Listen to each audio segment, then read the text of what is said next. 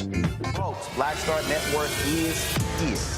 Hold no punches! I'm real revolutionary right now. Black power. Support this man, Black media. He makes sure that our stories are told. Thank you for being the voice of Black America, Roland. Stay black. I love y'all. All momentum we have now, we have to keep this going. The video looks phenomenal. See, this difference between Black Star Network and Black-owned media and something like CNN. You can't be Black-owned media and be scared. It's time to be smart. Bring your eyeballs home. You dig?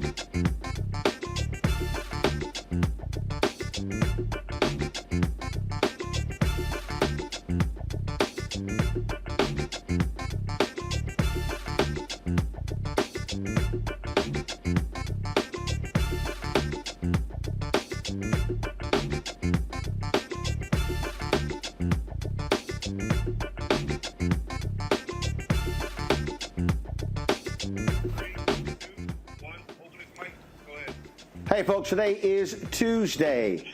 Today is Tuesday. Glad to be with you, January 31st, 2023. Coming up on Roland Martin Unfiltered on the Black Star Network, live from Richmond, Virginia. Police report obtained by the New York Times of the officers in Memphis. It shows you exactly what they put on their report, which is contradicted by the body cam footage. We'll tell you exactly what was in that report, and again, show you how the cops lied on on that report, the NAACP will join us as well. Also, the investigation continues into the death of Tyre Nichols. There was a news conference today in Memphis. People still want answers in his death. Also, on today's show, on Capitol Hill, debate police reform. Senator Tim Scott is claiming Democrat Dick Durbin is blocking his police bill. But this is the same Tim Scott who blocked the George Floyd Justice Act. Also, folks, in a ruling in a Confederate monument in Tuskegee, we'll tell you about that, how the Daughters of the Confederacy, they have lost there. That and more on Roland Martin Unfiltered on the Black Star Network. It's time to bring the funk. Let's go. He's got it. Whatever the biz, he's on it. Whatever it is, he's got the scoop, the fact, the find. And when it breaks, he's right on time and it's rolling. Best believe he's knowing. Putting it down from sports to news to politics. With entertainment just for kicks, he's rolling. It's on go, y'all. It's Roland Martin, rolling with Roland now. He's funk, he's fresh, he's real, the best, you know he's Roland Martin now.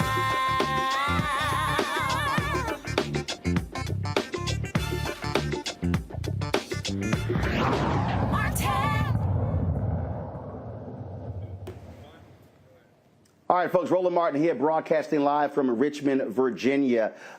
So much attention remains on Memphis, Tennessee, regarding the death of Tyre Nichols. Today, the New York Times reported the actual police report that was filed by the cops. We're going to detail that after our next break, but it goes to show you that the cops how they lie on police reports, and they are contradicted by what happens in the body camera footage. Now, the family of Tyre Nichols, they are preparing for his funeral. That will be taking place there in Memphis. Vice President Kamala Harris is going to be attending his funeral as well. Activists and others in Memphis continue to demand answers from the Memphis Police Department, not just in the case of Tyre Nichols, but in other examples of police violence as well. And so even though Memphis has moved expeditiously in terms of firing these officers, you've had 3 fire officials who were also fired as well. Folks still want answers because they say they have not gotten enough answers out of Memphis PD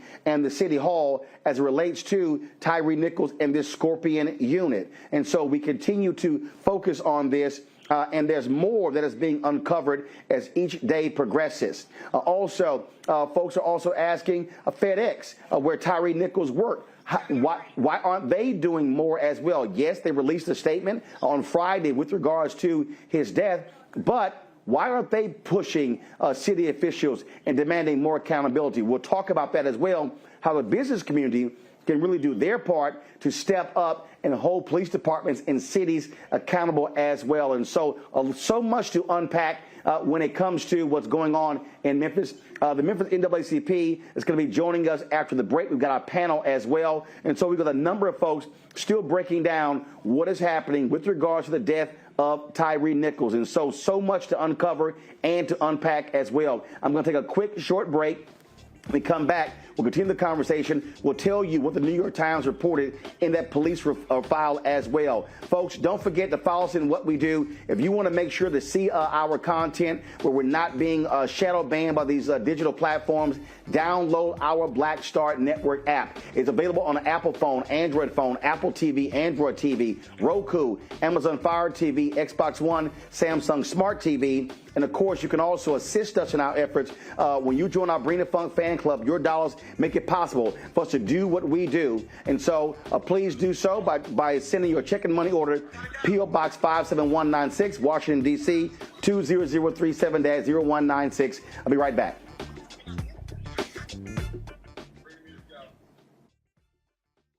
Most people think that these television shows that tell stories about who we are as black men, and then they paint these monolithic portraits of us. They think that they're being painted by white people. And I gotta tell you, there are a whole bunch of black folk that are the creators, the head writers, the directors of all of these shows, and that are still painting us as monoliths. The people don't really want to have this conversation. No, they don't.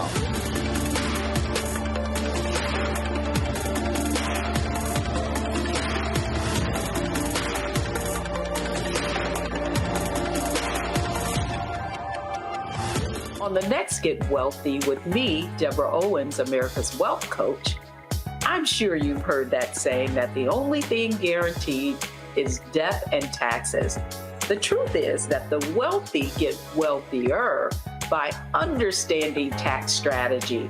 And that's exactly the conversation that we're going to have on the next Get Wealthy, where you're going to learn wealth hacks that help you turn your wages into wealth. Taxes is one of the largest expenses you ever have. You really got to know how to manage that thing and get that under control so that you can build wealth. That's right here on Get Wealthy, only on Black Star Network.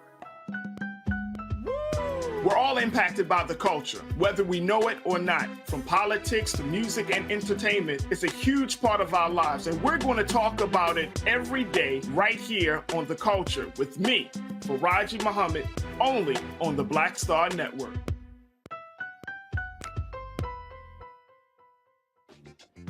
You are watching Roland Martin, and I'm on his show today.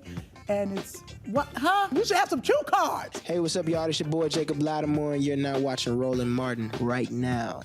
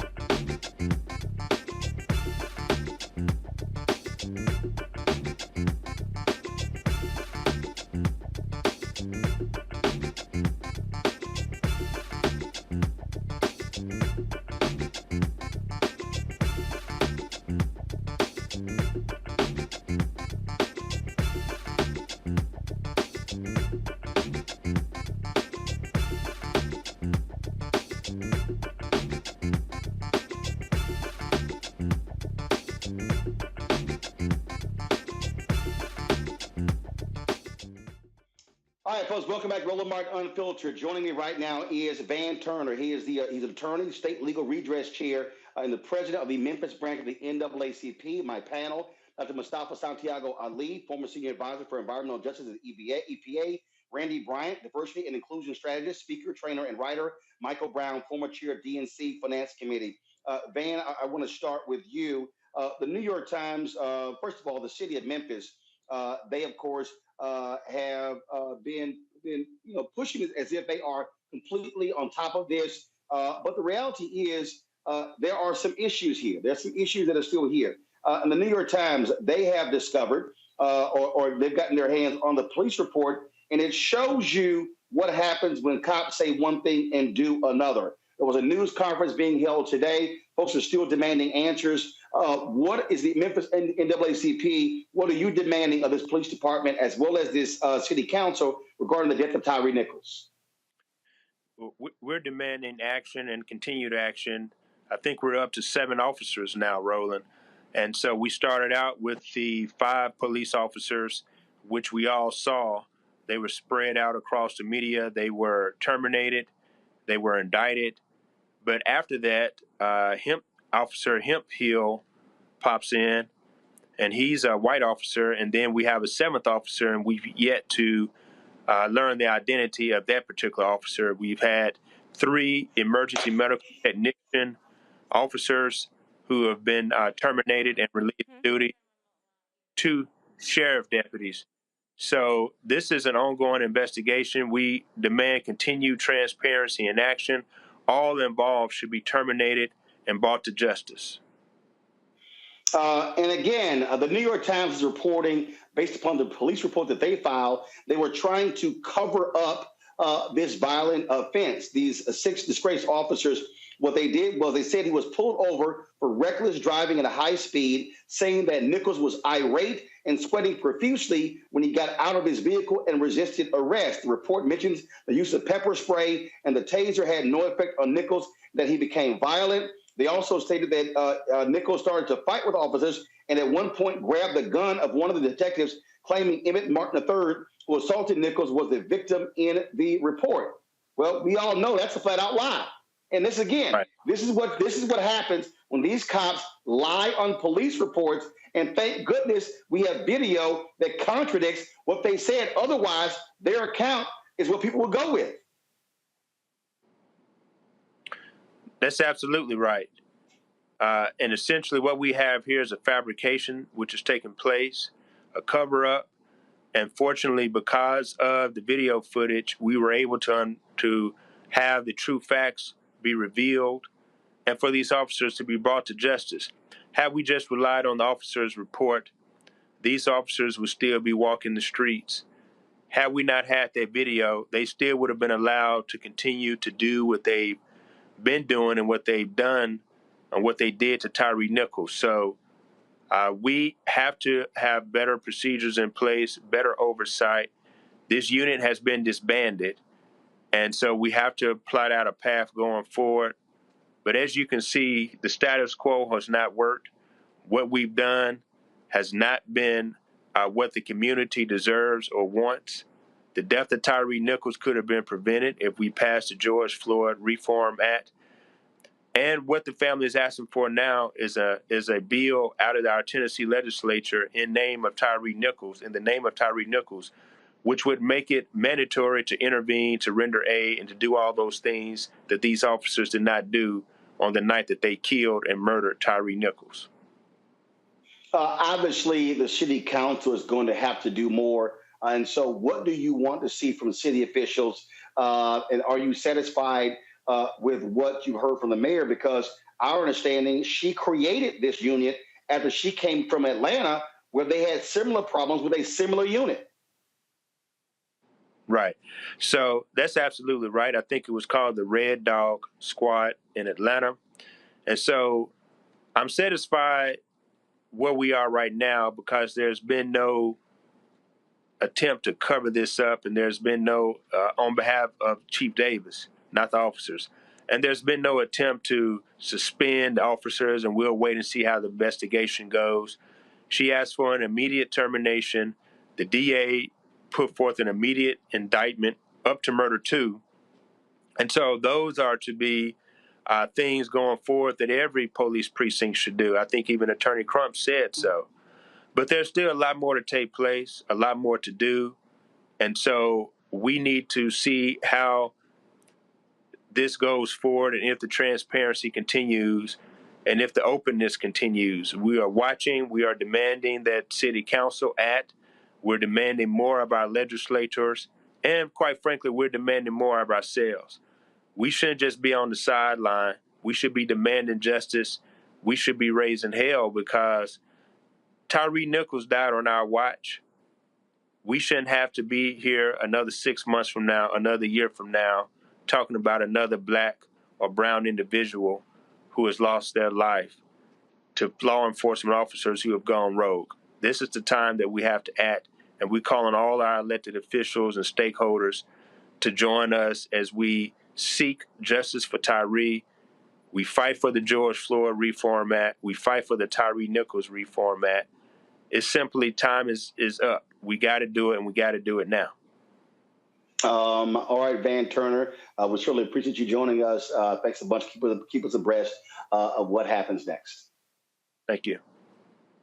All right, folks, going to go to a break. We come back. I'll talk with my panel about this. Again, cops continue to lie on police reports, and as an official document, it happens over and over and over again. And the only way they get busted if the video contradicts them. And so we'll talk to them about that when we come back. Folks, don't forget to vote for Roland Martin Unfiltered on the Black Star Network for the NAACP Image Award. We have been nominated. And so what you can do is go to vote.naacpimageawards.net. Go to the Outstanding News and Information category. Look for Roland Martin Unfiltered. You can vote for us. You can only use one email to vote. So if you got several emails, you can vote several times. So please vote for us and make that happen. And of course, voting ends on February 10th, 9 p.m. Eastern. We'll be right back.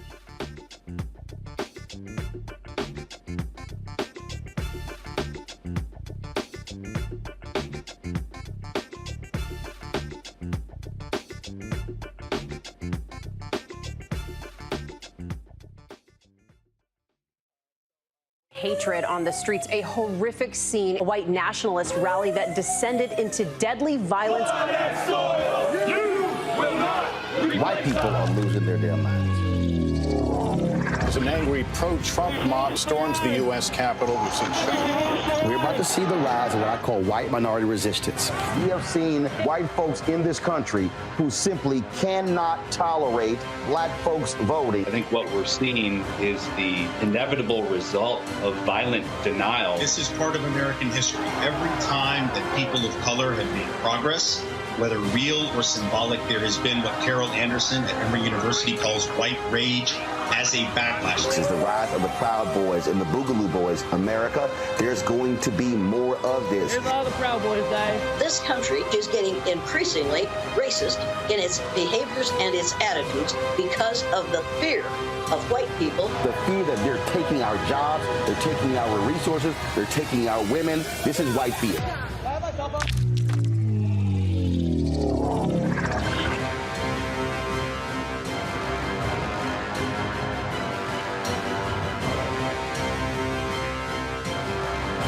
On a next, A Balanced Life with me, Dr. Jackie, a relationship that we have to have.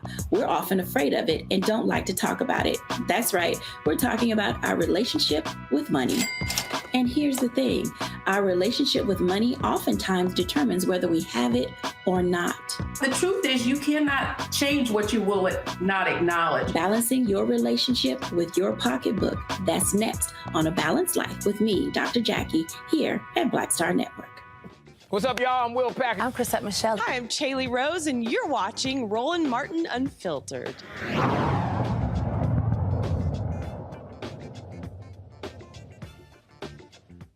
All right, folks, let's bring our panel in. Mustafa Santiago Ali, Randy Bryant, Michael Brown. Glad to have all three of you here.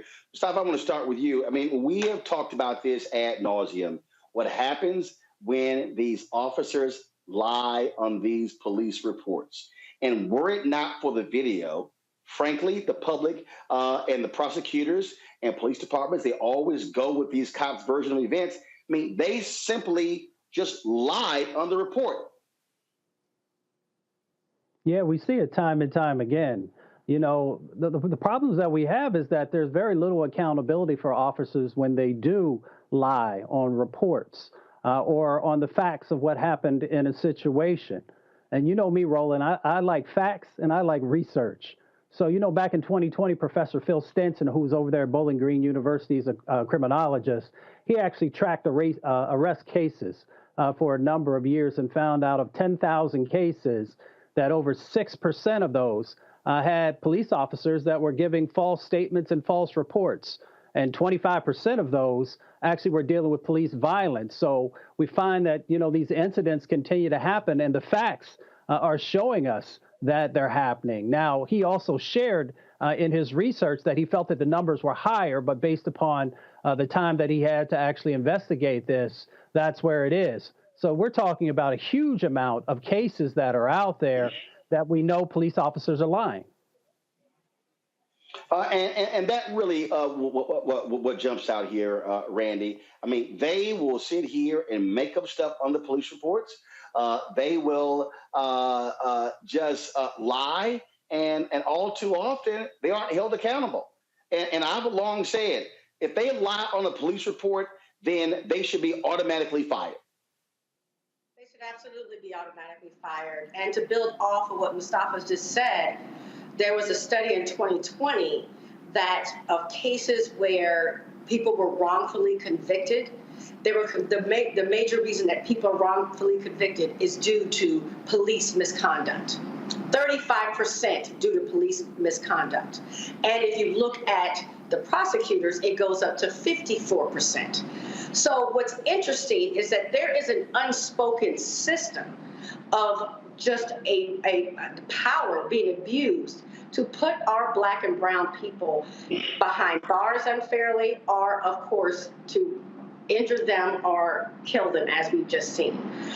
You see all the people that they've recently arrested or fired by the police department, and they all worked. We didn't see on the camera where they're having conversations about the cover-up, because the cover-up was already understood. They clearly had seen this play out before, and that's the scary part.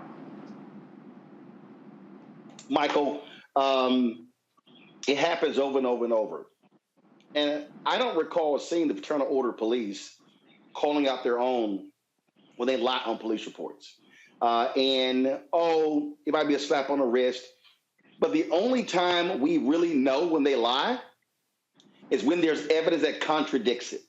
And so Mustafa laid it out there. The number of times when they likely lie on people is astounding. And there are individuals who go to jail, who are charged, who are convicted based upon police officers who lie. Absolutely. And first, let me say, Roland, you look fabulous in purple. Well, first of all, alphas can wear any color, and we can show y'all how to wear it. I'm just saying you look good in purple. I'm just letting you know, alphas can wear any color. I tell you know what, Roland, you laid it out. I mean, everybody says, I co-sign with everything everybody said. And it's just so interesting and troubling, frankly, that over the last several years, whether it's body cam footage, whether it's poll footage, whether it's folks with cell phones on the side of the street, it still is not making the difference where it's stopping. It doesn't matter that there's video. It may matter bringing people to justice, which is great. Great for the families, great for the community, great for our country. But it's not deterring officers from still doing bad acts, because they must feel that there's protection in either qualified immunity, or it doesn't really matter, my pension is going to be intact. They can't sue me personally. So they feel this level of protection, whether they have a camera on, whether somebody's on the side of the street with a camera, and whether there's a poll cam. So the more troubling thing is not just obviously that people are getting beat down, in some cases dying, but the fact that officers don't seem to care that there's video footage until, frankly, they're in a courtroom and heading off to jail. And that right there is what is so troubling, Mustafa, and that is the excuses that are offered. And yesterday, DeLacy Davis talked about how there has to be mass transformation. And I just simply believe the only way we are to confront this, the only way is you've got to get rid of qualified immunity. When they know that their butts are on the line, that's when they're going to stop. And when you start snatching pensions. Most definitely. It is always about the dollars that unfortunately are what drive people to do the right thing. We'll probably talk about this later, but of course there are pieces of legislation that have been introduced before to address this. And if we don't build real accountability into the system, then we're going to continue to see folks doing all kinds of things. If police officers who are standing on the sidelines watching this happen don't feel that there is any accountability for them also, then the dehumanization, the brutalization inside of our communities will continue. And so we have an opportunity in this moment, just like we did when George Floyd was killed and a number of other people both killed and brutalized, to change this. The question will become if people will continue to put pressure and if we will force our politicians to do the right thing. It's always the money, Randy. And look, as long as these cops know, hey, we can commit wrongdoing, and 99.9% of the time we can get away with it. And if anything happens, fine, the city or the other city will pay a settlement. We just keep going. You have to deal with their pensions. And then there are many cases where they get busted, and then if they served a while, I'll retire before I'm actually disciplined by the department.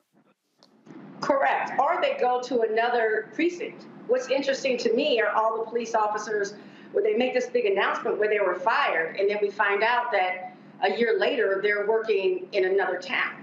Also, I was thinking the police department, in my opinion, if you look at the history of policing, they're functioning exactly as they were designed. So we need an entire dismantlement of the police, of policing, because they are functioning as they were designed.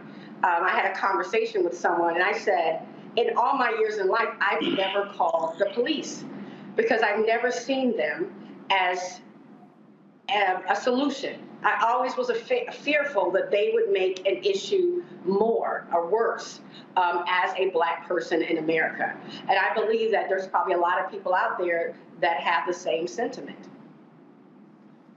The thing that the other day, Whoopi Goldberg said, maybe the only time people are going to care in this country is when white people are being brutalized, and the Fox News people just lost their minds, Michael. But it's true. The reality is, in this country, I remember during the Civil Rights Movement, they'll care about some college kids being killed if they're white, not if they're Black. And so people got mad at Whoopi. She was just stating the truth. And absolutely. And then there are a couple double standards, obviously. That's clearly one. But also it's interesting, some of the reaction amongst folks when they heard that the officers were Black or African-American. Obviously, the first gentleman was white, who originally pulled him out of his car and tased him and then said, stomp his ass. But it shouldn't matter the color of the officers. But what matters is the color of the victims. That always seems to be consistent. And as long as that continues, as you just mentioned, until the demographic changes of the victims, it's going to be one of those things. Mr. Nichols' mom was on one of the news shows, and she had mentioned that a week or two before her son's incident, that there was a white young man who spit in a police officer's face, and the police officer politely arrested him and took him downtown to do whatever he was going to do about the assault. But she was like, why did my son get that treatment? And so there clearly is a double standard. And you got to assume, whether it was what was it called, the Red Dogs, I think, or the Scorpion Unit, they're not patrolling white neighborhoods.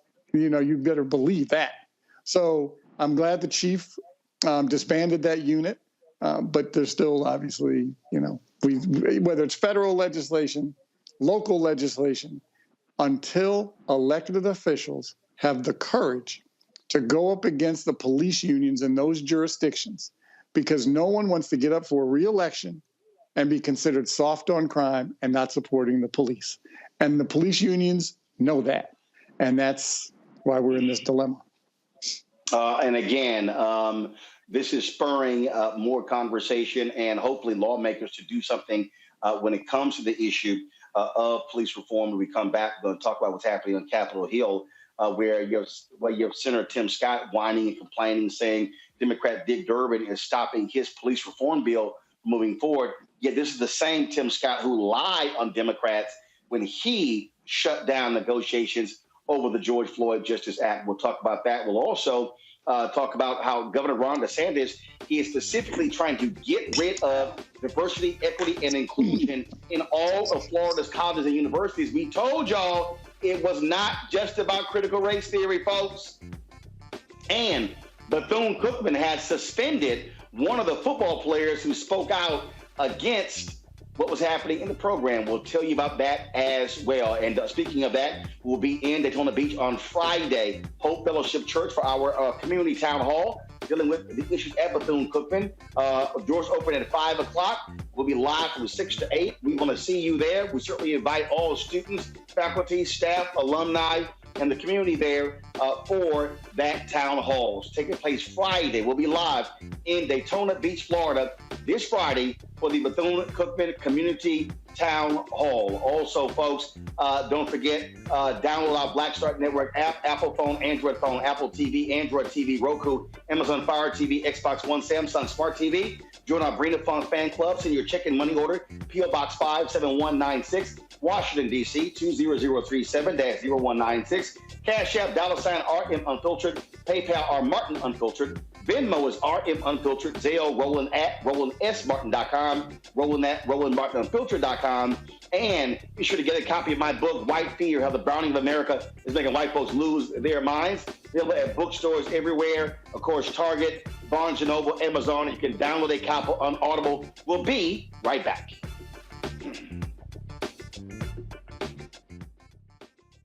Next on the Black Table with me, Greg Carr.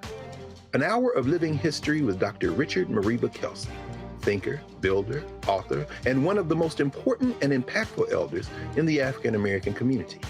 He reflects on his full and rich life and shares his incomparable wisdom about our past, present, and future. African genius is saying that my uncle was a genius, my brother was a genius, my neighbor was a genius.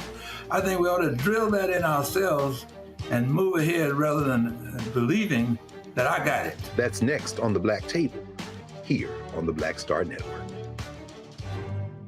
When you talk about blackness and what happens in black culture, we're about covering these things that matter to us, speaking to our issues and concerns. This is a genuine people-powered movement. There's a lot of stuff that we're not getting. You get it, and you spread the word. We wish to plead our own cause. Too long have others spoken for us. We cannot tell our own story if we can't pay for it. This is about covering us. Invest in black-owned media. Your dollars matter. We don't have to keep asking them to cover our stuff. So please support us in what we do, folks. We want to hit 2,000 people, $50 this month, raise $100,000. We're behind 100,000, so we want to hit that. Y'all money makes this possible. Checks and money orders go to P.O. Box 57196, Washington, D.C., 20037-0196. The Cash App is $RM Unfiltered. PayPal is R Martin Unfiltered. Venmo is RM Unfiltered. Zelle is Roland at RolandSMartin.com. This is Judge Mathis. What's going on, everybody? It's your boy Mac Wiles, and you are watching Roland Martin Unfiltered.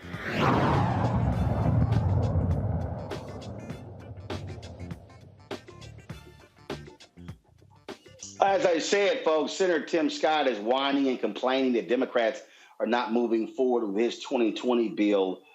It is called the Just and Unifying Solutions to Invigorate Communities Everywhere Act. I don't know what the hell that name is. And so he said that it would end the use of police chokeholds and create a duty for officers to intervene when they see a colleague using excessive force. And he is openly calling out the leader of the Senate Judiciary Committee, Democrat Senator Dick Durbin, saying that he is blocking it. But I recall, Randy, that the same Senator Tim Scott shut down the George Floyd Justice Act negotiations that passed the House, negotiating in the Senate, because he claimed that Democrats wanted to have provisions in the bill that would defund the police. Now, the reason Tim Scott is full of it is because a year earlier in Tim Scott's bill, he actually said that if cities did not pass certain laws, they could not qualify for the federal funding. I got the receipts. I have text messaged Tim Scott 4 or 5 times. He never responded to that. So he's really crying wolf right now. I honestly don't know what else to say, but yes, he's crying wolf. He's saying one thing and doing another. He has never been for real police reform. Never, even when it comes down to looking at the George Floyd Act, he's gone against that. There's nothing that has shown that he cares about reforming policing, and if anything, supports the way it is today. So I don't understand what this latest trick is. He's just talking. And that's really it there, Michael. I mean, look, he has no credibility with me on this. You had a number of police unions who were on board with the George Floyd Justice Act, and he used this letter from the head of the sheriff's organization in South Carolina, who was opposed to it, as the reason why he stopped negotiating. And it was like, dude, come on. And so I'm sorry. I don't want to hear the whining of Tim Scott about Senator Dick Durbin, when in fact it was Senator Tim Scott who chose to scuttle the George Floyd negotiations. And, certainly moreover, he obviously he's playing politics. He's thinking about running for president, and he wants to be able to go into urban or certainly of color neighborhoods, whether it's Latino or African-American neighborhoods, and be able to say, hey, look, I tried to move this bill forward. They blocked it. They wouldn't let me get a vote on it or even a hearing. But then on the other hand, he wants to play to the MAGA crowd. So he's obviously playing his political game. But it's one of those things where when assuming he runs for president, I have no idea whether he will or not. Everybody's running after this MAGA crowd, which is interesting to me because it used to be when Trump was, I guess, if he was ever at a peak, was maybe, in the high 30s. Now it's in the high 20s and dwindling even more.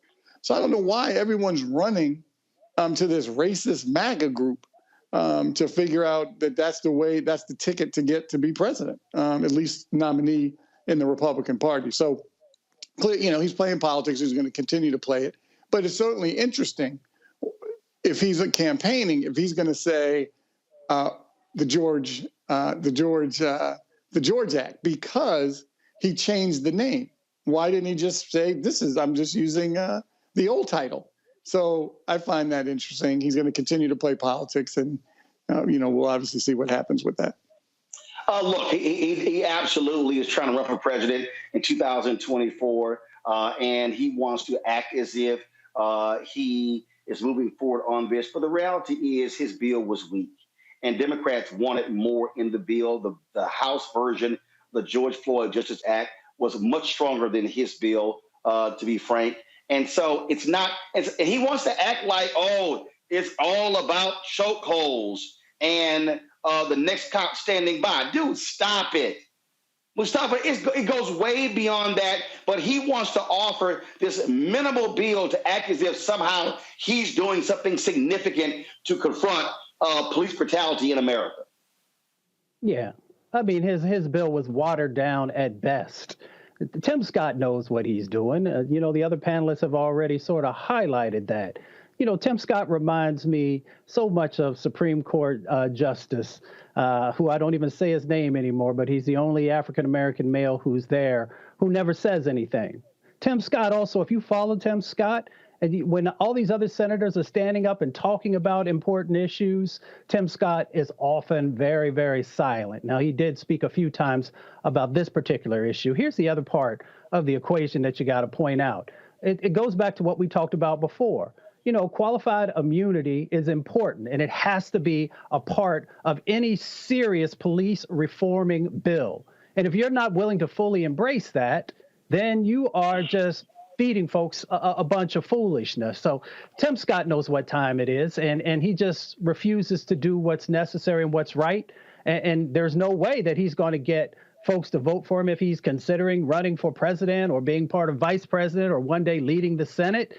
People are not going to take you serious because in no time did you ever stand up and do what's necessary. In times, what did Dr. King say? Something about, being willing to stand up in tough times and do what's right. So we all know who Tim Scott is, and we don't have high expectations for him. I just, again, listening to him, and here's the deal. First of all, let's play this piece of video of Tim Scott whining, and I'm explaining to y'all again what he did and how he won't answer to what he also did. Go ahead. Yesterday on ABC's This Week, Senator Durbin asked Senator Booker and I to come back to the table and start talking about policing in America. I never left the table, Mr. President, but it was Senator Durbin who filibustered my Justice Act. It was Senator Durbin who called the effort to make de-escalation training more available a token piece of legislation. It was indeed the senator from Illinois who said, as aspects of my Justice Act, talked about the importance of the duty to intervene, a token piece of legislation. In that legislation, Mr. President, we had more resources for more training because we want only the best wearing the badge in every location, in every municipality, in every county, in every state in this great nation. But politics too often gets in the way of doing what every American knows is common sense. And here we find ourselves again, Mr. President, having the same conversation with no action having happened so far. Now, Mr. President, I don't speak on this floor very often, but this is my 10th speech on policing in America in 8 years. The 10th time I've asked for something that will make our officers better and safer and make our communities better and safer. Another time I have asked for more resources.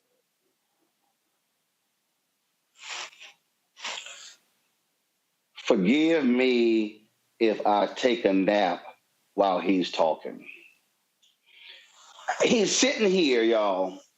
This is the 10th time I've been on the floor. So let me take y'all back to what happened.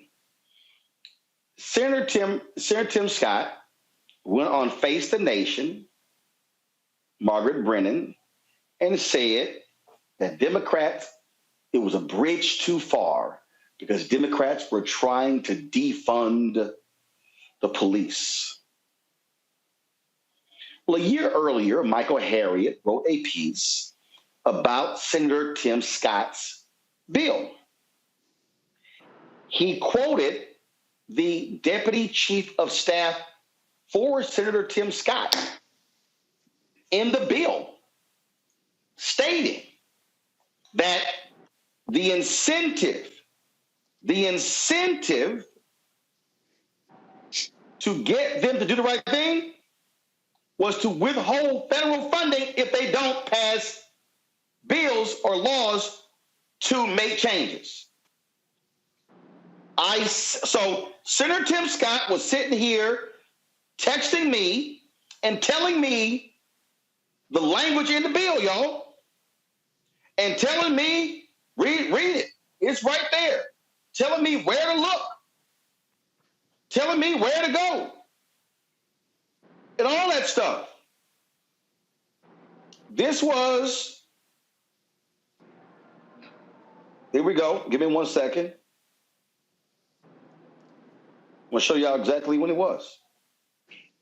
This was September 28, 2021. I got receipts. He says read sections 113, 114, 202, 204, 363, 382, and more. It's pretty clear. He says, read it for yourself. Tell me what you think. I can have my team send it to you. Quote, I don't BS. That's Senator Tim Scott. Sent me an email.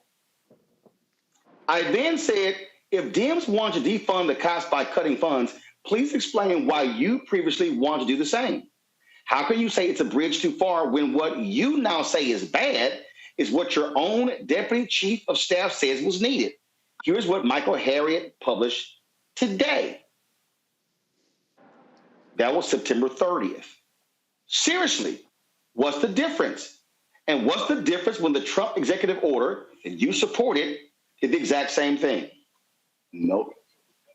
Y'all can see, no response. October 27th. Senator, it's been almost a month since I sent the last text to you asking you to clarify your statement on Face the Nation with what you did last year. I've also sent emails to your staff that have gone unanswered. Can you or your staff answer exactly what I asked last month? No response. January 19th, Senator Tim Scott.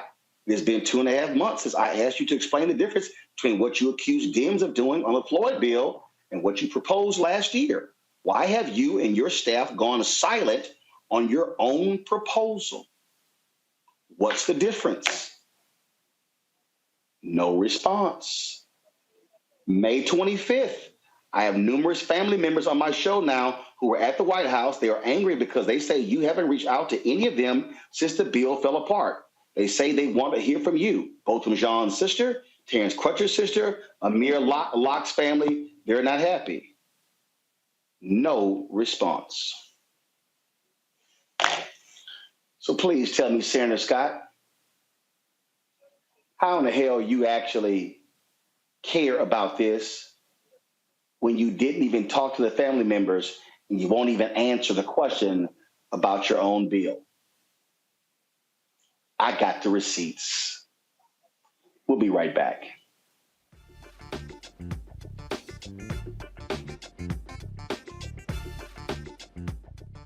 On the next Get Wealthy with me, Deborah Owens, America's Wealth Coach, I'm sure you've heard that saying that the only thing guaranteed is death and taxes. The truth is that the wealthy get wealthier by understanding tax strategy.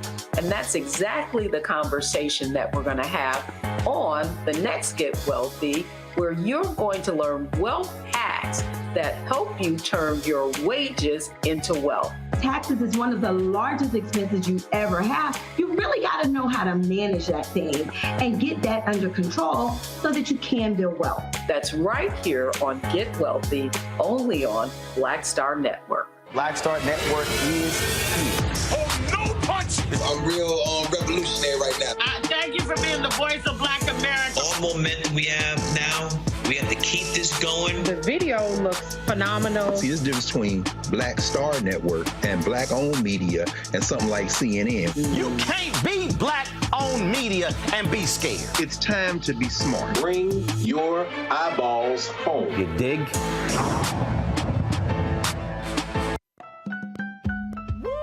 We're all impacted by the culture, whether we know it or not. From politics to music and entertainment, it's a huge part of our lives, and we're going to talk about it every day right here on The Culture with me, Faraji Muhammad, only on the Black Star Network.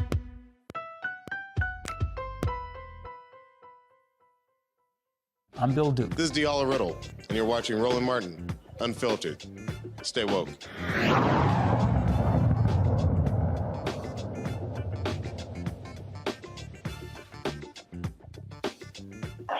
All right, did we not tell y'all that Republicans are attacking anything dealing with race, equity, diversity, inclusion, multiculturalism, affirmative action? It is the basis of my book, White Fear, How the Browning of America is Making White Folks Lose Their Minds.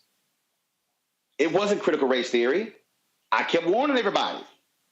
So guess what today? Florida Governor Ron DeSantis announced he wants to dismantle every statewide diversity, equity, and inclusion program. He also wants to review tenure for professors as well. He continues his culture wars drama. All right, so I ain't gonna play all of this. I don't want to hear this scrub talking the whole time. But listen to what this idiot had to say today in Florida. And I think you have the dominant view, which I think is not the right view, but the dominant view is the use of higher education under this view is to impose ideological conformity, to try to promote political activism and that that's what a university should be. That's not what we believe is appropriate in the state of Florida. Instead, we need our higher education system to focus on promoting academic excellence, the pursuit of truth, and to give students the foundation so that they can think for themselves.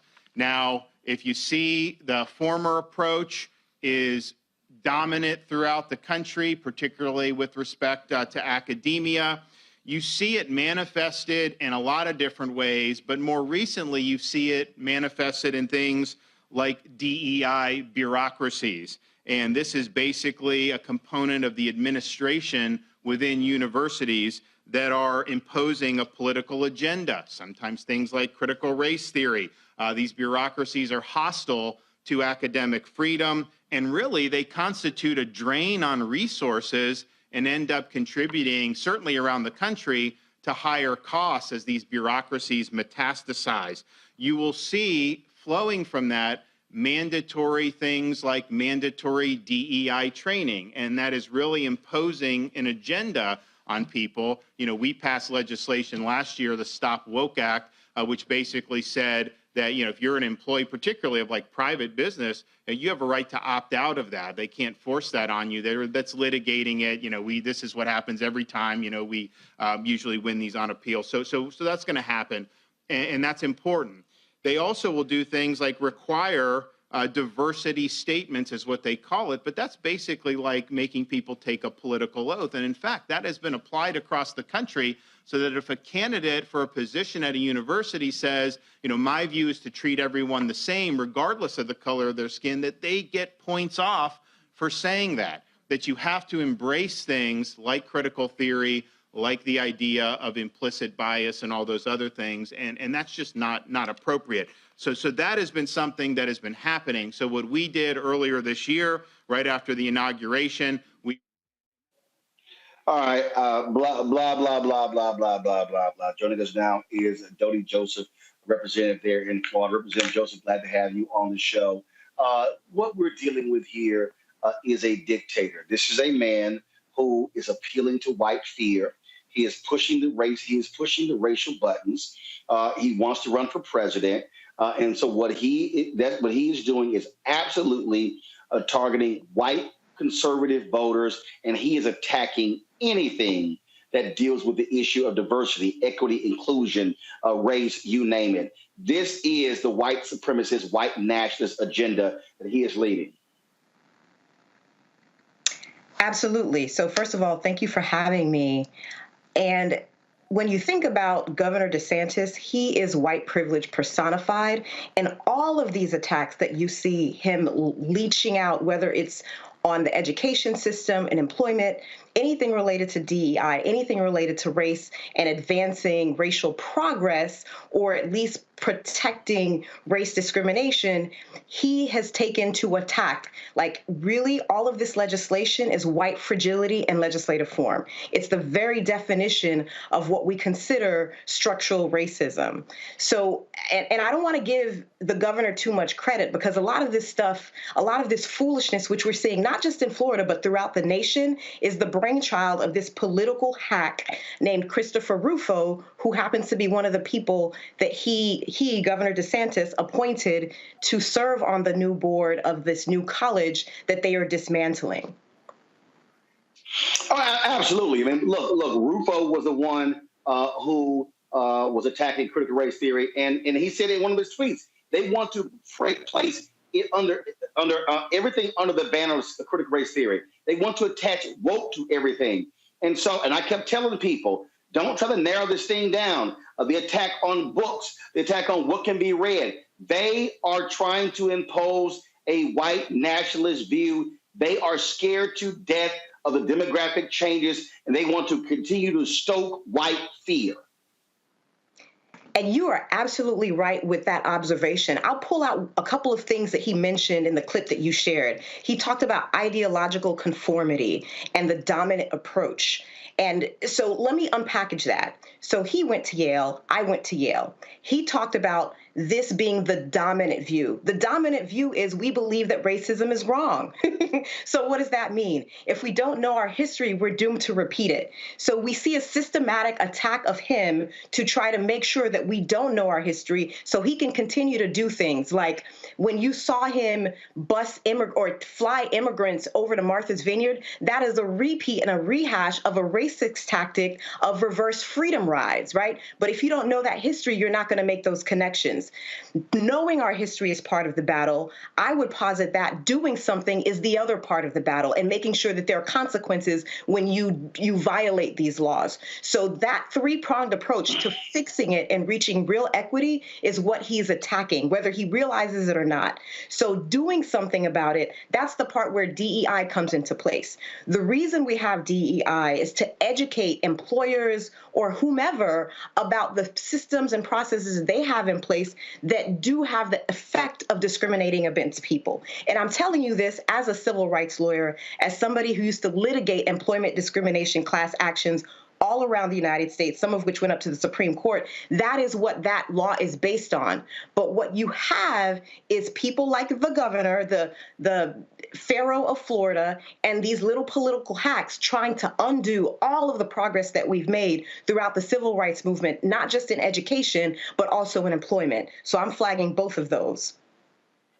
Oh, absolutely. And again, what he's also doing is virtue signaling to these white conservatives in corporate America. Look, the lawsuit going before the Supreme Court dealing with Harvard and Yale admissions, they have been tailoring their lawsuits to the thinking of Justice Alito, Justice Clarence Thomas. They want to get rid of affirmative action in everything. And they absolutely want to target corporate America. They are targeting publicly traded companies. That's what they're doing. They want to get rid of anything dealing with diversity. And I keep telling people, stop falling for the okie doke. They are trying to go after everything. They are scared to death of 2043. They are trying to hold on to white power as long as they can. And too many of these mainstream media outlets don't want to cover this story. Look, I've had black hosts tell me that they're white producers, like literally say, hey, Roland, I'd love to have you on, but my white producers are scared of your book title because I'm calling it what it is. And I say, I talk about them in the book because they're part of the problem. They don't want to deal with what's happening right now. And that's why people aren't getting the full story. You are absolutely right. And I want to put this in the larger context, whether you're talking about in media, whether you're talking about in government, whether you're talking about in education, we the people of the United States need to fight for our freedoms, right? The founding fathers and observers of our delicate American democracy said we have a democracy if we can keep it. These people are not focused on democracy. They're not focused on justice. They're not focused on anything good. They're all about division.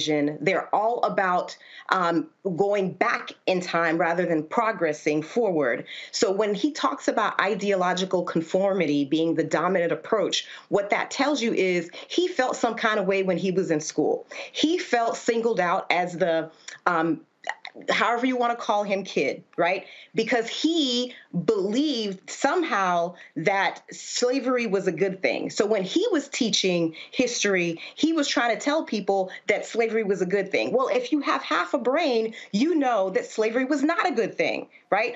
Unless you're operating under this white supremacist paradigm, which is devoid of actual reality and centers on things where some people get ahead and some people get left behind. And I want to call this entire nation at attention to let you know that we are at a crossroads. We either decide to go back to the days that DeSantis wants to take us to, or we go forward into the promised land that King talked about. You find people like these political hacks trying to use King's words to use things like colorblind and weaponize it to put a cloak around what they're doing to bring us backwards when they're doing these things. Something can be factually neutral, but the impact of it is discrimination. And that's what I see with a lot of this legislation. So we need to have all hands on deck in pushing back on this. And he's counting on people being distracted by these culture wars so that they forget that everything that actually matters to people in Florida, whether it's property insurances that are going through the roof, putting money on in your pockets and on your table, making sure you have a living wage, that you can take care of your family with dignity, all of those things, they're doing everything to take that backwards. And they want to distract you with this stuff so that you don't see what they're doing. It's all the okie doke. They want to do all this crazy stuff and make sure that they're harming everybody, black, white, purple, it doesn't matter. So I need people to remember that the reason he's doing these things is distract you from other stuff that he's letting loose. Today, they let out something about permitless carry. So they just want, in a time where gun violence is through the roof, they want to make sure that they can have permitless carry. You have no background check in having your gun. This is absurd, but this is what we're dealing with in Florida. Oh, absolutely. And again, I've been warning folks. That's why I wrote the book. And too often, folks don't really want to understand what's going on here. Representative Joseph Michelle, appreciate it. Thanks a lot. Thank you. All right. I'm going to go to, how much time? We're going to break? All right, I'm going to do this here. I'm going to go to a break. I'm going to come back. We're going to talk about this here because I've been warning y'all, and I've been warning y'all. Trust me, they're going after everything. If you have not read my book, White Fear, you need to be prepared for what is about to happen. And I ain't talking about the next year. I'm talking about the next 50 years. Folks, get a copy of my book, White Fear, How the Browning of America is Making White Folks Lose Their Minds. Available at all these bookstores, Target, Barnes & Noble, Amazon. Download the audio version on Audible. We'll be right back. Most people think that these television shows that tell stories about who we are as black men, and then they paint these monolithic portraits of us. They think that they're being painted by white people. And I gotta tell you, there are a whole bunch of black folk that are the creators, the head writers, the directors of all of these shows, and that are still painting us as monoliths. The people don't really want to have this conversation. No, they don't.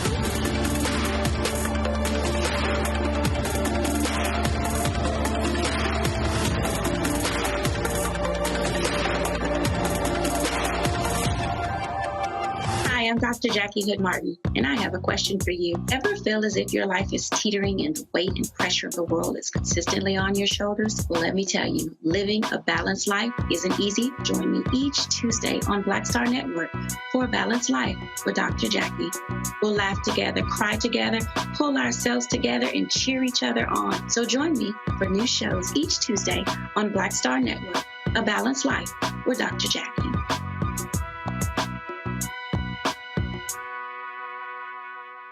Pull up a chair, take your seat at the Black Table with me, Dr. Greg Carr, here on the Black Star Network. Every week, we'll take a deeper dive into the world we're living in. Join the conversation only on the Black Star Network. Hey, I'm Arnaz J. Black TV does matter, dang it. Hey, what's up, y'all? It's your boy, Jacob Lattimore, and you're now watching Roland Martin right now. Stay woke.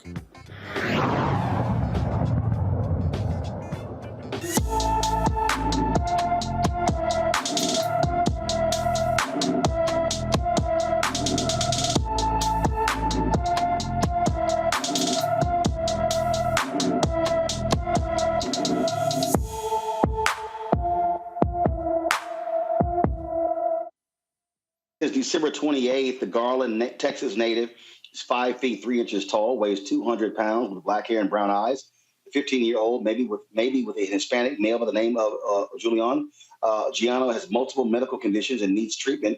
Her family is concerned for her well-being. If you have any information about Gianna Griffin, please call the Garland, Texas Police Department at 972-485-4813, 972-485-4813. Let's go back to our previous topic here. Randy, I want to go to you. Again, it is white America's, white conservative America's attacks on these issues. But then you got people like Bill Maher, so-called libertarian. You watch his show and his constant whining and complaining about critical race theory, 1619 Project, how the Democrats keep focusing on diversity. Again, and when I said in my book, I'm like, hey, folks, y'all need to stop acting like this is white conservatives. It's some white liberals, some white progressives who also have white fear, Randy. At the end of the day, most white people want to remain in power. This is a power move. If we are honest about the history of this country, we are 400 years at a minimum behind white people, right? And what we've all been taught is that we can make it, we can overcome if we work hard enough and we get education. But what DeSantis is doing is making it where it's going to be almost impossible for a diverse set of people, anybody that considers themselves a minority, because we're not about to be, it makes it very difficult for us to get the same education, have the same opportunities. It's expensive, as we know, to get an education. So universities have always tried to create equity, always tried to create opportunities for those who don't have 4 generations of people who went to college and 4 generations of wealth to be able to pay for college, to also be able to participate in the learning process and to participate in the American dream.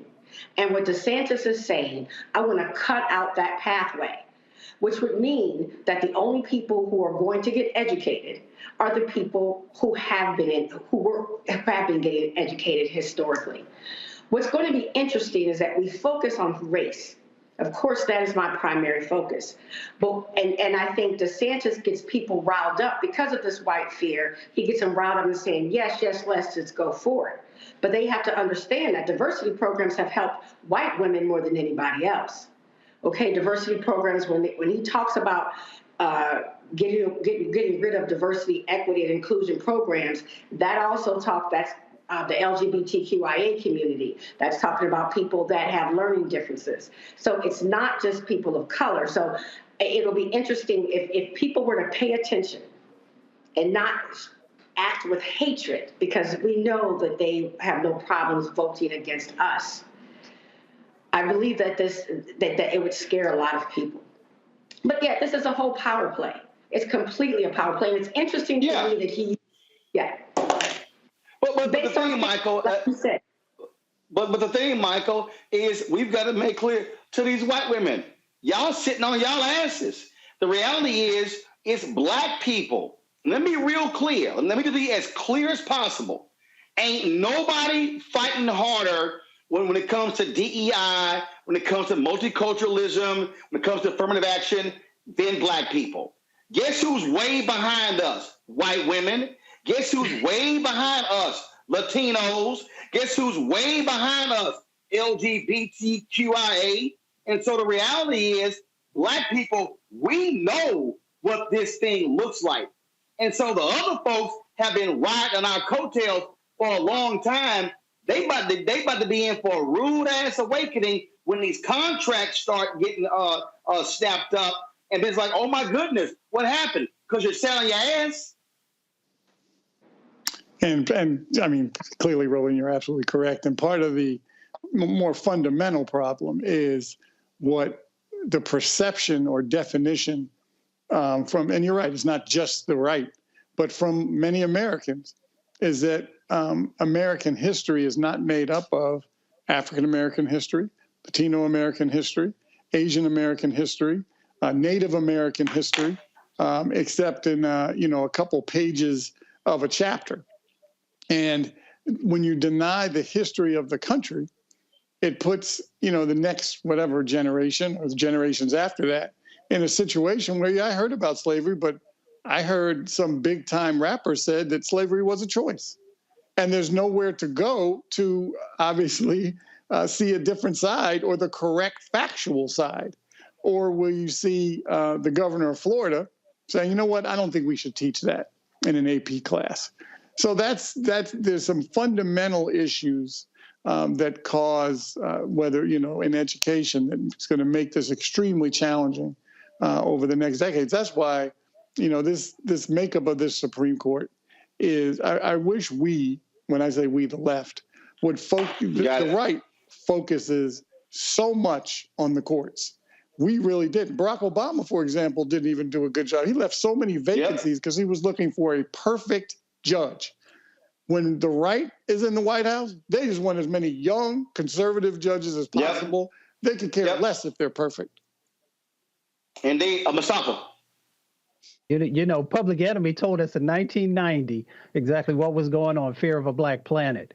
So if you listen to that iconic album, it actually speaks about many of the things that we're focusing on today. DeSantis was talking about a couple of things there. They used to come for our communities with hoods and robes, and now they come in three-piece suits. So he talked about truth. He's not interested in truth because the truth is making sure the fullness of history is told. He talked about speaking for themselves. So we continue to try and make sure that we're telling our story so the fullness of what has happened, both the tragedies and the triumphs in America, can become a reality. And here's a tool that we should be using, which is Title VI of the Civil Rights Act. So we had a conversation about education. Title VI covers that. It covers housing. It covers a number of the different things. So we should be pulling our federal funds back from the state of Florida if he continues to go down this path. Look, there are people who are, again, fighting the good fight. Attorneys Fred Gray and Fred Gray Jr. down in Tuskegee, Alabama, they are ones who are doing so. They have secured a great victory there when it comes to the removing of a monument, a Confederate monument there. Of course, in Alabama, they do what they do when it comes to these Confederate monuments. But let me tell you about what they were successful at doing there, folks. And that is an Alabama judge has ruled that a controversial Confederate monument that's been in the center of a square of Tuskegee for nearly 115 years, it can be cleared to be removed. Fred Gray Jr. and his brother Stanley, they worked on the case. They join us right now. I'm glad to have you here, Fred Jr. and Stanley. And so, again, Alabama's been trying to keep these monuments up in these majority Black cities. Of course, Montgomery got fined for taking down a street named after your dad. But tell us about this case here, how y'all were able to beat these Confederates. Yes, and thank you for having us on.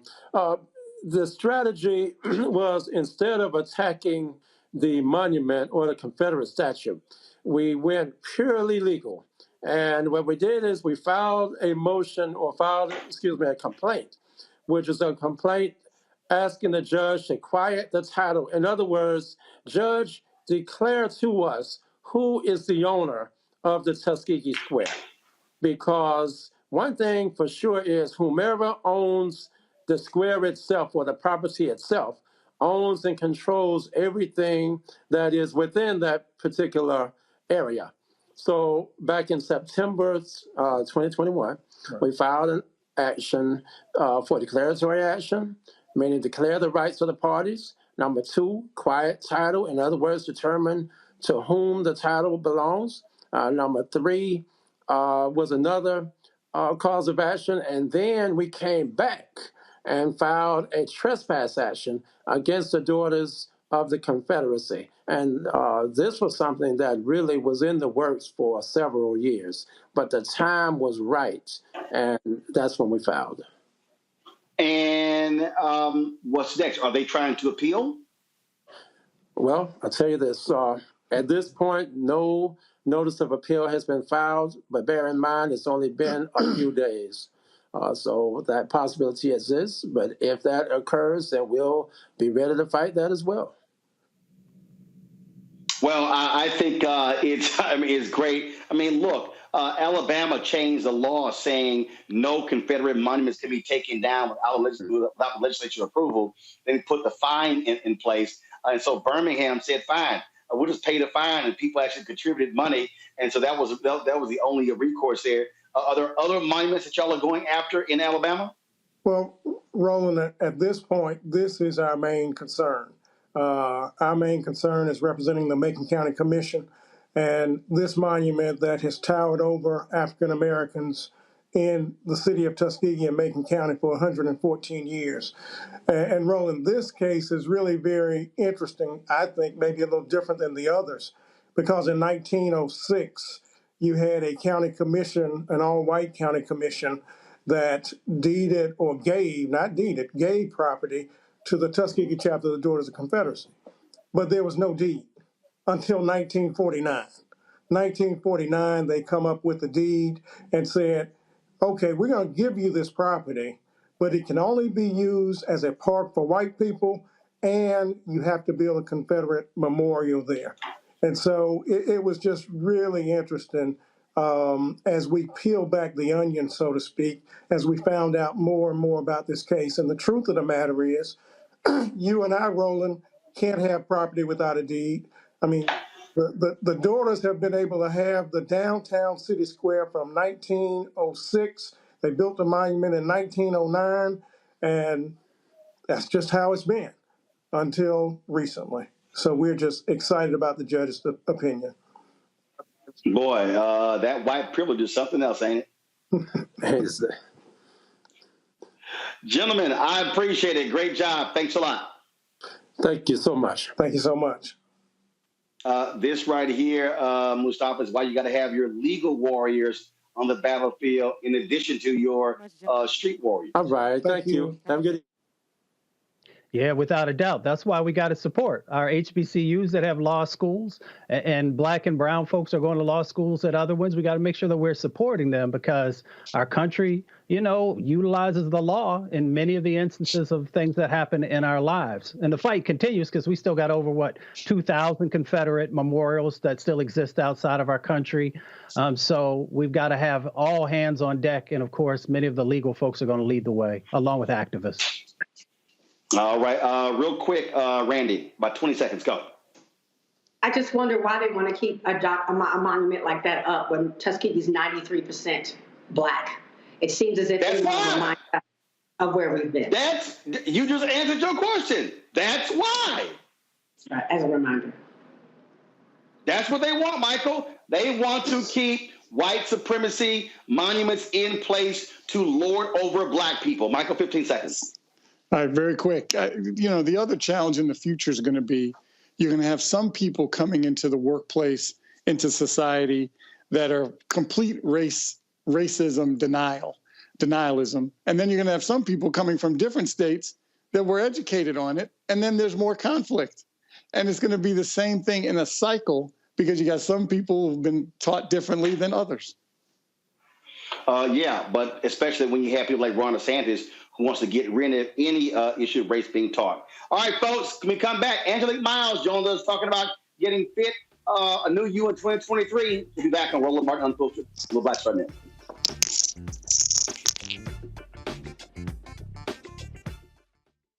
I'm Deborah Owens, America's Wealth Coach, and my new show, Get Wealthy, focuses on the things that your financial advisor and bank isn't telling you, but you absolutely need to know. So watch Get Wealthy on the Black Star Network.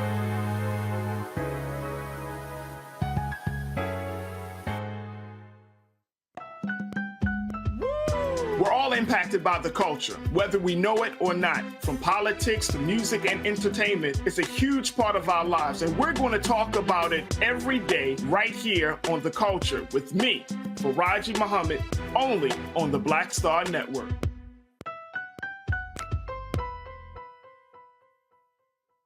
Pull up a chair, take your seat. The Black Table with me, Dr. Greg Carr, here on the Black Star Network. Every week, we'll take a deeper dive into the world we're living in. Join the conversation only on the Black Star Network.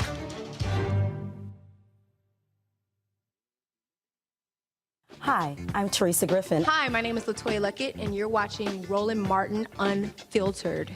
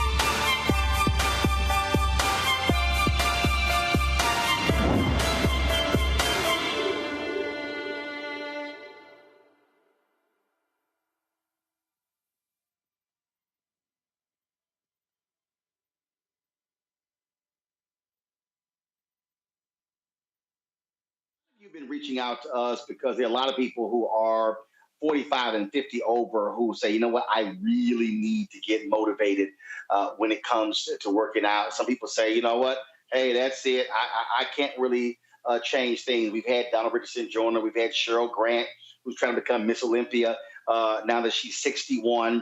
And so I reached out to Angelique Miles. If you look at her on Instagram, she's often showcasing not just how she looked, but also in terms of her workouts and the different things, the different products that she uses as well. Angelique, how you doing? Here at all. Can't hear me at all. Okay, Angelique froze. All right, is she back? No, she's there. Hello. All right, there we go. So how you doing? I'm great. How are you? Doing great. Glad to have you here. One of the things I was looking when I was looking at your Instagram page, and you talk about being over 50. You talk about what keeps you focused, what keeps you motivated, and so many people. Again, I get emails from them. We look at the comments in the chat room. They're always talking about, okay, where do I start? Where do I begin? Because some just have simply just given up and say, you know what, I can't get that body I used to have, or it's just way too much work. What do you say to that person who is just frustrated with that? I say start slow. Start by walking, something as simple as walking, or something as simple as riding a bike, or just parking farther away from the store to, just get active. It doesn't mean you have to be in the gym 5 days a week or 7 days a week. Just get active, but start. And so when you say get active, again, somebody hears, just start walking. And so we've got other people say, like, yeah, it really is that particular process. Yes. Just start walking, but also really begin to consume more water as well, and making that a regular part of your life. That too, but a fitness journey starts in the mind. So that's where you start first. You start by saying, I want this, and this is what I'm going to do. I'm going to do what it takes to meet whatever goal that is. So for you, how long you've been on this fitness journey? Were you always like this, or did you start later in life? I started later in life. I mean, I dabbled when I was younger, but later in life, as my body started changing and my job changed, just a lot of life changes, I started focusing on it more. But particularly because I was getting older and my body was changing and hormones and things like that. So it just became very important to me. It's a priority for me. And so that's the thing right there, because again, a lot of people, they just assume that, oh, this person, they've been working out since they were in their teens, in their 20s. But we've had a lot of folks who said, no, they didn't really start until they were late 30s or really early to mid 40s, and really started getting focused on their physical self. Yes. I mean, it depends on what that is for you. For some people, it's after they have children. For me, it was, like I said, my body was changing. I was gaining weight unexpectedly. I couldn't eat the same things I was eating. I had to become more active if I wanted to look and feel the way I wanted to. Oh, absolutely, absolutely. Questions for our panel. I guess I'll start with Randy. Randy, did you put those Cheetos up? I eat Cheetos sometimes. I have. Go ahead. I have to be honest, Angelique, I have been a fan of yours probably since I've been on Instagram. I followed you very early.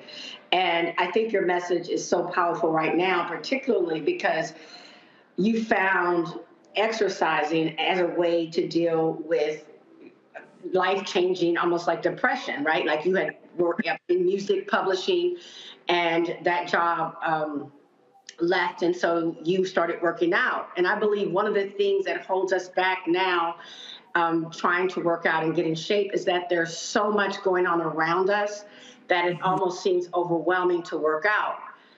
But working out for you, fitness with you, was a way to help to pull you out of a bad situation or where you weren't feeling great. Can you comment about that? Oh, yes. I was a music publishing executive before I'm doing what I'm doing now. And it was a very high-profile job. I signed people like Missy and Timbaland and Little Kim, Busta Rhymes.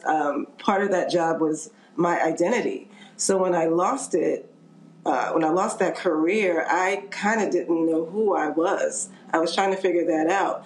And the only thing I could control was getting up and going to the gym every day. Like, I didn't have to depend on a phone call back, an email back from, it was the one thing I could control. So that's what I did every day. And it did help me get out of a deep and dark place. Absolutely. I find your story so inspiring, so thank you for that. Thank you, Randy. And I appreciate you following me all this time. I really do. Michael.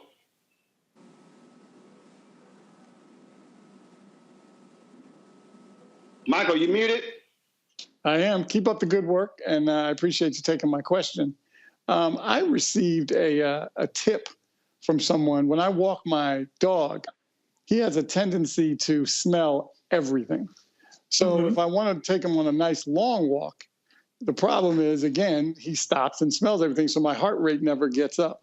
So the tip I received was a friend of mine told me to walk down the middle of the street. That way the smells aren't the same. You can't really, stop every 10 seconds. So is that tip accurate? You know what? I don't have a dog, so I would not know that. But I think that sounds good. Whatever makes you do it, do it. But I don't know about dog smells and stuff like that, so I can't. But it's interesting because, when that person doesn't like Michael. Oh, right, correct. Because when we're walking on the sidewalk, obviously all the grasses are there, and obviously dogs have gone past this place. So he wants to stop and smell. Hence, it makes sense to me. Why he gave me the tip to walk down the middle of the street where the grasses aren't and bushes and all that kind of stuff. It makes sense to me. Okay. Mustafa. Yeah, I'm going to bring it back to humans. You had mentioned early on that it all begins with the mind. So we know folks make New Year's resolutions. We make all these commitments to ourselves. For the folks who work with you or who follow you, what are 2 or 3 of the things that really help folks to live up to that commitment of that it starts in the mind? You just have to make a clear decision to do it. I find that setting a goal helps. For me, I signed up for a 5K race at the beginning of my fitness journey because that made me learn how to run. Whatever that is for you, but you have to go through with it. You can't just think about it because so many people just watch other people work out and say, I can't do that. You just have to actually do it. And don't try to do too much at one time. Like, start slowly and don't burn yourself out. But it absolutely starts in the mind, but you have to do it. Well, I think that again, but there are people out there who is easier said than done, Angelique. And I think the way to get them there is to really say, folks, you're not going to lose 30 pounds in the next week. And so if you simply start somewhere, if you say, you know what, man, I am not sitting there. Look, I can't walk on that treadmill on an elevation of 10. Fine. Walk on the treadmill flat. Just start there. And I think, again, that's one thing when I'm talking to people, I don't care what it is. I'm like, yo, you just got to start somewhere. But you can't just stay status quo right now. Exactly. You can't give up. You can't let yourself go. You can't give up. And it could be as simple as don't drink soda. Stop, cut back on soda. Cut back on sugary drinks. Cut back on white bread and white potatoes. It's as simple. It's all the little things come together and help. Yeah, and that's what I'm saying. So for the people out there who are so frustrated.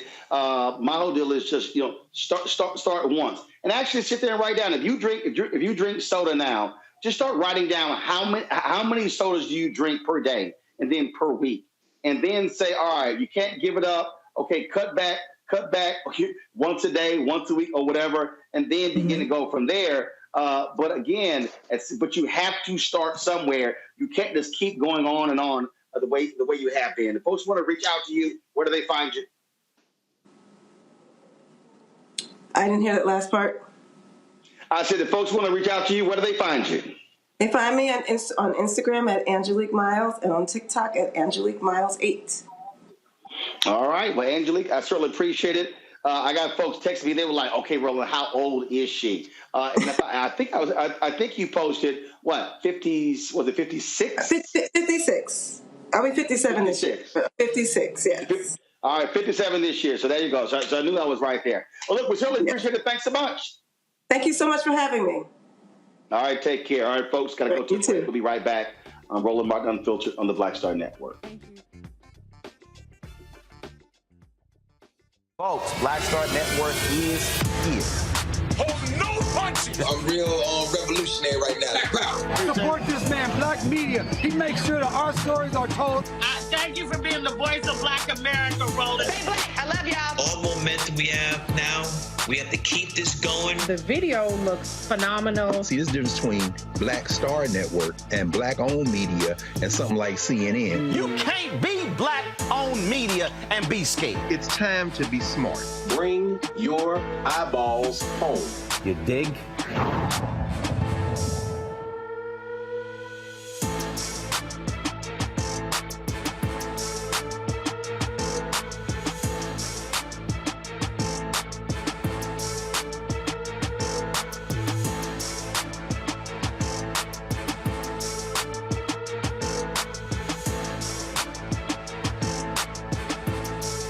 Hi, I'm Dr. Jackie Hood Martin, and I have a question for you. Ever feel as if your life is teetering and the weight and pressure of the world is consistently on your shoulders? Well, let me tell you, living a balanced life isn't easy. Join me each Tuesday on Black Star Network for a Balanced Life with Dr. Jackie.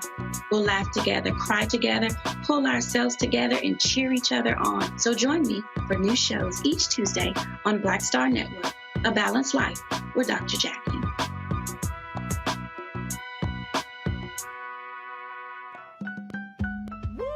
We're all impacted by the culture, whether we know it or not. From politics to music and entertainment, it's a huge part of our lives, and we're going to talk about it every day right here on The Culture with me, Faraji Muhammad, only on the Black Star Network. Hi, I'm BB Winans. Hi, I'm Kim Burrell. Hi, I'm Carl Payne. Hey, everybody, this is Sherry Shepherd. You're watching Roland Martin Unfiltered, and while he's doing Unfiltered, I'm practicing the wobble.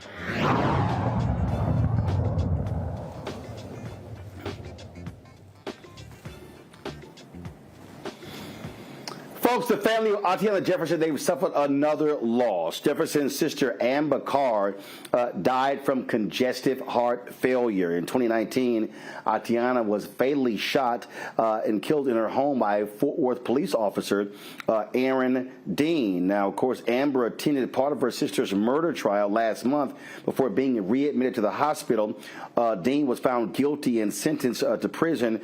Since Atiana's death, the family has endured one tragedy after another. Her father, Marquise Jefferson, died 2 weeks after her funeral, and her mother, Yolanda Carr, who also has had congestive heart failure, died a few weeks later in January 2020. So certainly our condolences to the Jefferson family.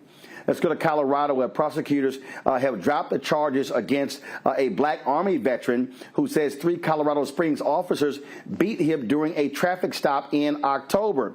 Dalvin Gadsden says officers viciously beat him after he was pulled over on October 9th. Body cam video shows multiple officers punching and kicking Gadsden once he was pulled over, which caused damage to his eye and ruptured his eardrum. Gadsden was initially charged with 2 counts of second-degree assault on a police officer, resisting arrest, obstructing a peace officer, driving under the influence, and driving without license plates. Gadsden entered a guilty plea for improperly displaying the license plates on his car and paid a $15 fine. All the other charges were dismissed. His attorney, Harry Daniels, released the following statement. By dropping the charges, the district attorney has made it clear that these officers had no reason to detain Mr. Gadsden for a DUI investigation, much less beat him mercilessly and then smile for the cameras as he lay on the ground bleeding. In other words, this decision means that their actions weren't just excessive, they were unlawful. Chief Adrian Vasquez says that officers Kobe J. Hickman, Matthew Anderson, and Christopher K. Hummel did nothing wrong. But the reality is that they brutally beat Dalvin Gadsden for a $15 fine, and they should be investigated, arrested, and prosecuted. Failing to do so puts lives at risk. Just ask Tyre Nichols' family. A federal lawsuit alleging Colorado Springs officers violated Dalvin's Fourth Amendment rights by using excessive force has been filed. This is what we talk about here, Mustafa. Here you got the police chief saying, oh, did nothing wrong. Seriously? You did all of that for what ended up being a $15 fine? You know, they continue to dehumanize us, and by dehumanizing us, it allows them in their minds and in many instances, sometimes in the courts, to justify the brutalization that continues to happen to black men and women, and sometimes brown men and women. So, you know, this is a case where the Department of Justice has to make sure that they're leaning in, doing their own investigation of both the police department that's there, their leadership, and the actions of these police officers. And we have to continue to keep a spotlight on it to make sure that we are pushing to make sure that justice actually happens. I just, again, here's a perfect example here, Randy. This man viciously beaten. And again, traffic stop. Over and over and over again, what is the most consistent thing we see in these police brutality cases?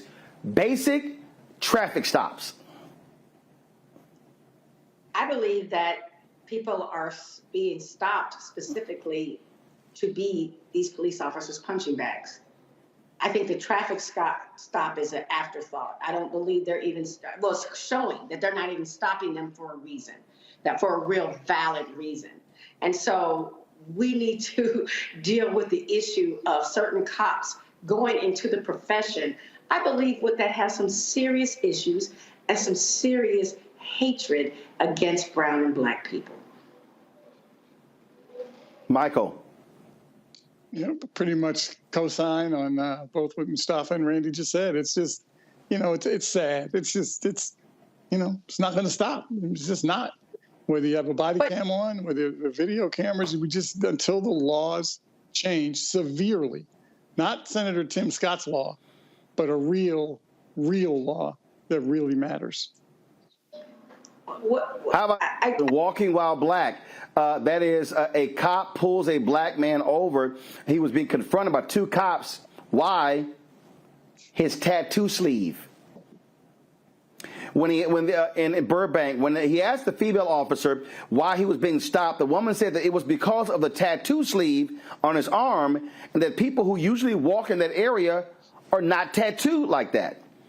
The officer then apologized and refused to answer his questions when he complained about her response and reasoning. Randy, why is she still a cop? That's exactly what I was going to say. Immediately, she needs to be fired. Immediately. We don't need to wait until a woman who has shown that she has clear prejudice and bias hurts somebody. She needs to be gone. But she won't, because we know we can people. I mean, you stop the brother because tattoos, and then say, oh, people in this area, they don't wear tattoos. Roland, 30% of Americans, 30% of Americans have a tattoo. It's not even an unusual thing anymore. So we know why he was stopped. We know why she harassed him. Yep. It's very clear. Yeah, we know. And this is the thing, Mustafa, that we talk about. If you are the police chief, you should be calling someone in and saying, How in the hell are you stopping somebody over a damn tattoo? Exactly. It goes to leadership. Leadership should be very clear about, one, following the law, following the procedures of that department. So if the department has a procedure that says we're going to pull over everybody got a tattoo, then pull over, all kinds of different folks, which we know that's not the case. So here's what you do. And if DeMario was here, he would also share with you, one, make sure you go out and get yourself a good attorney. And then two, make sure you're also safe in that situation, because we know how they can escalate. So again, hit them in the pockets. If these cities and these departments want to continue to have these types of actions go on, then folks just sue them. Well, I absolutely agree, Michael, with the idea of suing them. But the problem is when they pull you over for a minor traffic violation that results in a $15 fine, you got your ass whooped. The only reason, look, the tattoo could have escalated into something else as well, and that's the problem. We simply can't even live black, and when it's something so basic, it might escalate into a death. Yeah, until we obviously been talking about the laws and the like. Until the laws change in the interim, why not? Why can't these police chiefs? And I understand the collective bargaining agreements. I get it, but these police chiefs, to send a strong deterrent message that I don't care what the police union does. If they sue me, they sue me. Me being the police chief or the police department, I'm taking action and removing bad officers from the force.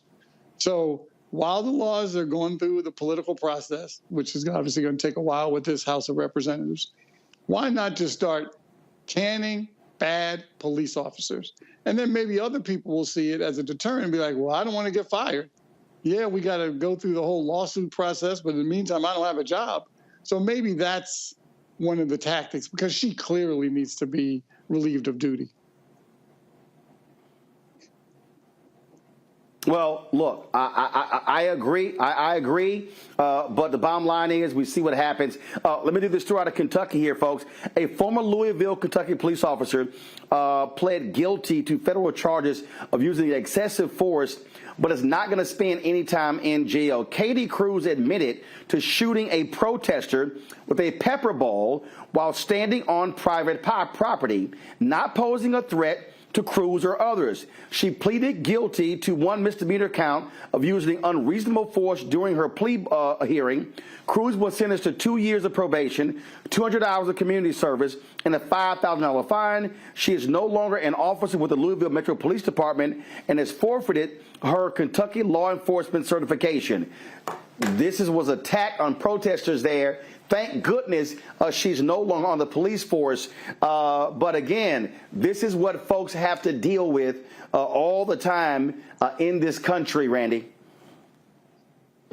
I was thinking, as we wait for these laws to change, we talk about the arc of justice and how slow it can be. I really do appreciate shows, what you're doing, Roland, and what I see people every day doing. We have to take this in our own hands, as I think that we have, and highlight when these stories happen. You don't see these stories on mainstream America. It's very rare that we hear about this misuse of force, this abuse of force. And so when we are out and we see things happening, I just really appreciate that people are recording it. And you see people on these social media platforms letting the public know. So at least there's some public shame and some public pressure. And Roland, by you showing these incidents on your show, it definitely puts some pressure on these police forces. And so until we can get some official laws changed, I believe that we should continue to highlight and call out the bad apples. Well, look, we got to keep pressing this. We got to keep pushing this because this happens over and over and over again all across this country, folks. And so it's just ridiculous where you have these cops, because they got a badge and a gun, they're figuring they can stop you for any reason whatsoever, and you have to comply. Michael, Randy, Mustafa, we certainly appreciate you joining us on today's show, being on the panel. Thank you so very much. Folks, tomorrow we'll talk about Bethune-Cookman. Why have they suspended one of the outspoken football players? We're going to break it down tomorrow. And don't forget, we're in Daytona Beach on Friday for our community town hall dealing with Bethune-Cookman University and their issues, taking place at Hope Fellowship Church. Doors open at 5 p.m. We're live 6 to 8 p.m. Everyone is welcome, open to the public. Let's pack the joint out and let's make this thing happen. All right, folks, don't forget, download the Black Star Network app, Apple phone, Android phone, Apple TV, Android TV, Roku, Amazon Fire TV, Xbox One, Samsung Smart TV, and get a copy of my book, White Fear, How the Brownie of America is Making White Folks Lose Their Minds. Available at bookstores everywhere, Amazon, as well as download on Audible as well. Folks, I'll see you tomorrow back in D.C. Holla!